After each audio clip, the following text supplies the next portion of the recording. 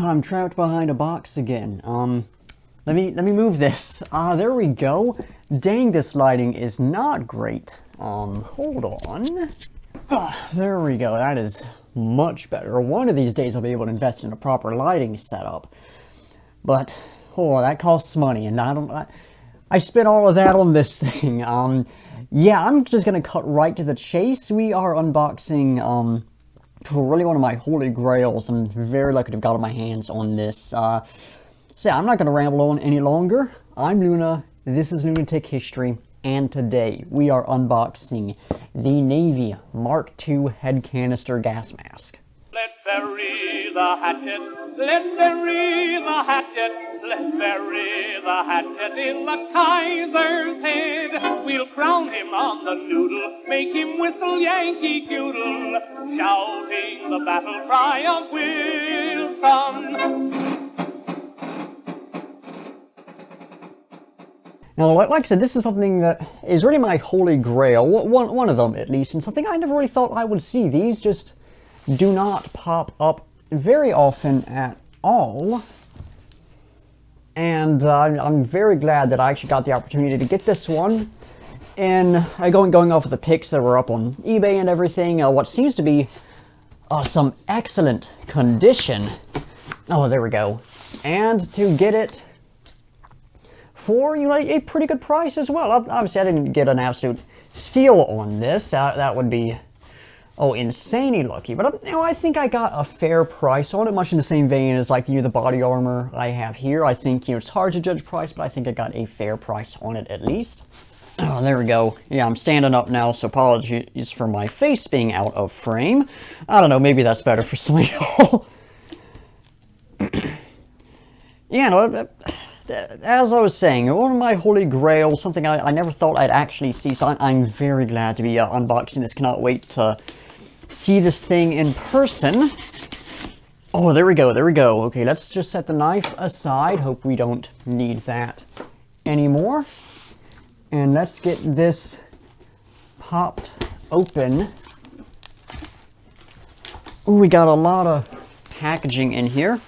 So let me just start tossing this aside. We got some bubble wrap. What do y'all think? One good pop? I think let's get one good pop in.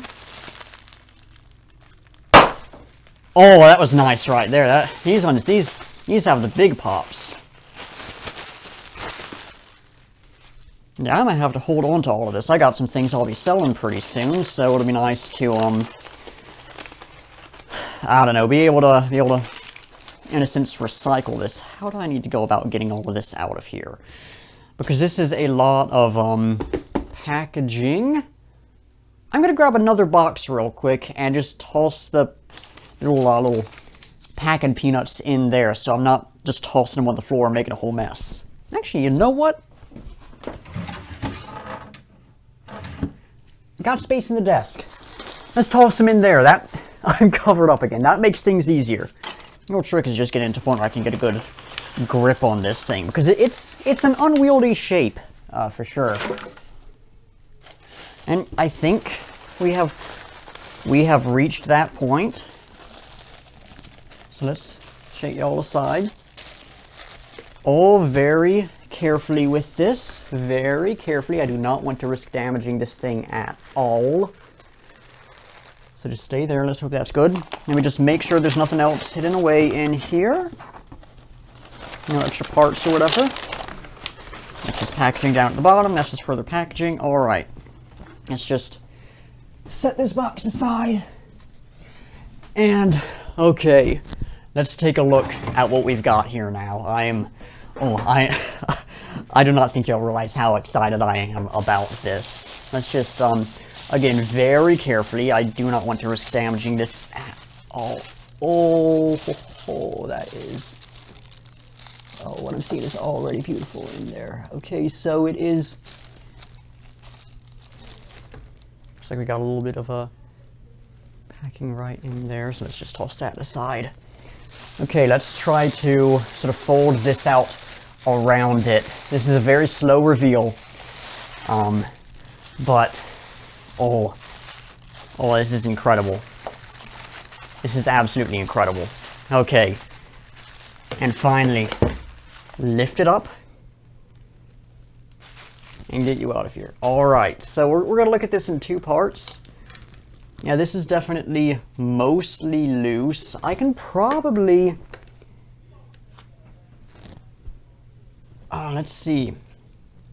I'm trying to see if there's a way to like actually sort of fully remove this from the case, or from the sort of the helmet, to get a better look at it. Because it does sort of function like that, at least somewhat. So let me just take fiddle around with this for a moment.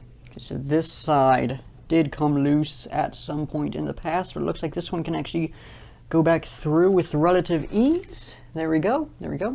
Now it's backwards. Hold on, I'm trying to reassemble this as best as I can. With something this old and this slightly unwieldy, it's a bit tricky for sure. So y'all are not getting a great view of this thing. But to be fair, I'm not really getting a great view of this thing either right now. And it'll just clip back on like this, I believe. And this is definitely not in the best condition, far from mint, but that's to be expected with something this old. So let's take an actual look at what we have here. This is, like I said, the Navy Mark II head canister gas mask. And you can see a rough look at what it looks like. It's as expected. It's got some damage, it's got some holes, but overall the lenses themselves are remarkable condition. The fabric, the canvas and the rubber is, it's cracked, but it's not falling apart. The one bad bit is up here. I'm gonna have to see if there's any way to sort of loosen this up, get it to where it's a bit more flexible. And then we have this right here, which would secure into the filter. Yeah, this is quite remarkable to see. I do wish it wasn't quite as hard, but with something like this, that is, you can't really ask for much better with this. So let's then take a look at the helmet on this thing. Oh, that seems to be mint. The filter seems to be just about mint as well. The leather on this is incredible. And if it wasn't for this sort of felt we've got in here, I would honestly consider this to be like potentially reproduction, but this right here is old. So the metal and the leather, I can only assume old as well. Let's see if we can get this back on here, this little cap. Whoa, don't you go falling on me. Yeah, no, this is beautiful. It's definitely hard to figure out a way to like properly display this thing because it is so old. It is so dry and sort of hardened, but man, this is incredible. So the question then is, what makes this thing so special? And unfortunately, I can't give the whole history on this thing right now because I've been researching it, and the rabbit hole just keeps going, right? Like, I thought this was just some obscure World War I era Navy gas mask, and that was about it. As I've started researching this, I've realized that to properly cover this, I need to give a broad overview of American and German mask development. I need to give a very specific look at the development of head canisters.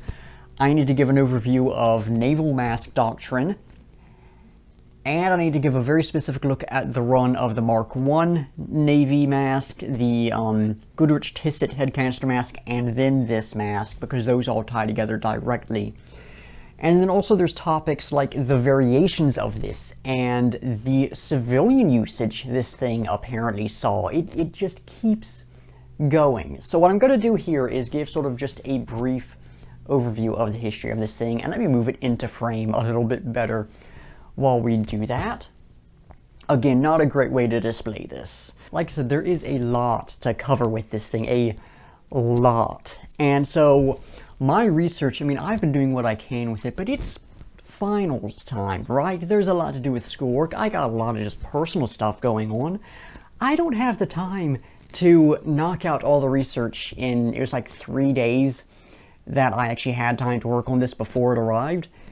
That was an impossible task. So what I'm going to be doing is hopefully by like the end of the month, film a video fully diving into this history, because there is a lot of really interesting stuff I want to talk about and just can't right now. You know, that'll be coming out in the future. In the meantime, today, I'm just going to briefly cover this so y'all get the basic idea. This is just going to be a short little narrative, not a deep dive by any means, but hopefully it gets y'all some understanding of the importance of this thing right here. So, the Navy started out using one mask, the Navy Mark I mouth canister gas mask. This was their first like proper mask. I do need to find out if they had used just like Type CEs or something like that beforehand, because like I said, research has really just begun on this subject. But that was their first official mask, and it was, to oversimplify it, a blend of the German GM15, the American Type CE, and the French ARS. Really interesting mask. There's a few of those that are floating around. I'm aware of currently one in quite good condition in someone's collection. I'm aware of a few others that are out there. I'm just not sure of their current whereabouts or condition, you know. That was a decent mask.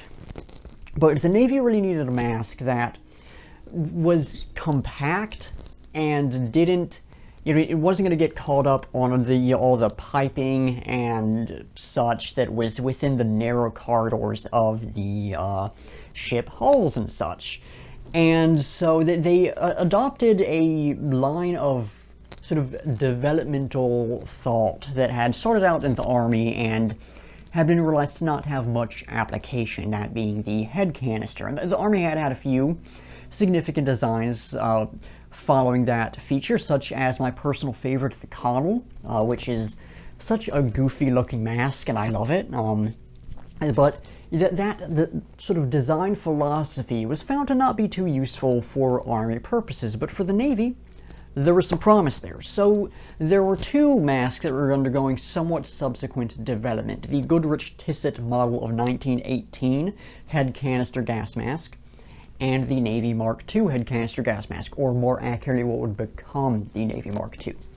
The Goodrich-Tissot, found to actually not be terrible, but filter life and the fact that it didn't really protect against carbon monoxide meant that it got rejected in favor of what would eventually become the Mark II. And this went through 4 iterations, the first of which actually showed a good bit of promise, very similar to later designs that I'll talk about in a moment.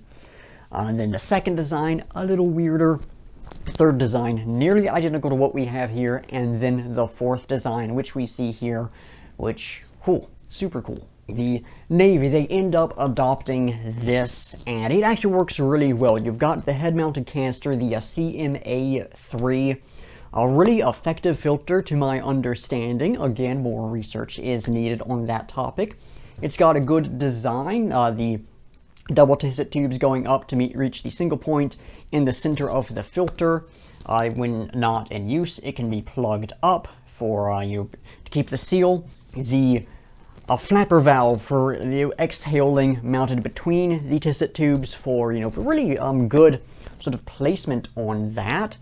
The Goodrich Tissot that I mentioned had it on the bottom, which is, I think, another element of it that just didn't work out very well. And then this thing didn't need a bag, so that's another plus towards it. You don't have this bag you're carrying around that can get caught on stuff. These weren't issued to specific soldiers, they're just left around the ship in specific locations to be used when needed. So this actually showed a lot of promise. It's that weird late World War I, early interwar stage of development where we just got a lot of absolutely insane designs. So it has that level of just almost a sense of alienation, if that makes any sense. It is weird, but there's a lot of good stuff set up here. And this mask actually had some good accessories for it. It had an additional felt filter for, I believe, protection against smoke. It had a Mississippi telephone system that could be attached for better communication. And again, the head-mounted canister was actually quite nice, better weight distribution than the ones they had mounted to the back, at least at that point in time. you'd have to duck down a bit lower, but that wasn't too bad. Like I said, the limit or the lack of a bag was actually a plus in this instance. And this idea of a head-mounted canister was something that would stick around for a good while, as seen here with the American Mark IV Navy gas mask, which has a canister mounted on the back. The Mark III, which lay in between these as well. The French had one, the I believe AMF 34. I'll correct myself if I'm wrong on that, of course, but yeah, just I don't know, there's not a lot to talk about with this one in this video specifically, but this just lies within this really weird, interesting stage of development where pretty much anything went. And I love to see stuff like that, where it is absolutely insane, but somehow it all comes together and works. And, you know, like I said, I absolutely love that, and very, very glad to have this in my possession. I mean, certainly it would be nice if it was slightly better condition, you know, but with something like this, something so rare, that's, I don't know, I couldn't necessarily ask for anything better with this, you know. And like I said, I'll have a much better video coming out, hopefully soon, detailing the full history and development of this mask, because there is a lot to dive into, and I just don't have that information on me right now. But yeah, no, this is super cool. Super cool, but I am out of things to say today, so that's it for the video. Y'all know the drill. Like, comment, subscribe. More military and history content on the way. Like I said, I'll reiterate that again, but I've also got a video going over the old Model 8 memes. If you remember those, I'm going to be talking about, hopefully by the end of the summer, I'll be talking about the Shelton Laurel Massacre, a bit of semi-local history, about probably about 2 hours away from me, that I'm hoping to go on location and film a video about that, which is quite the fascinating event. Just more stuff, detailing items in the collection and everything, so there's more content on the way. And then, hey, if you want to take part in the community, there's my Discord down below. If you want to see the stuff in my collection, there's my Instagram down below. Also got Twitter and my Linktree, so you can check out just all my other stuff. Once again, thank y'all for watching, and until next time, I'll be seeing ya.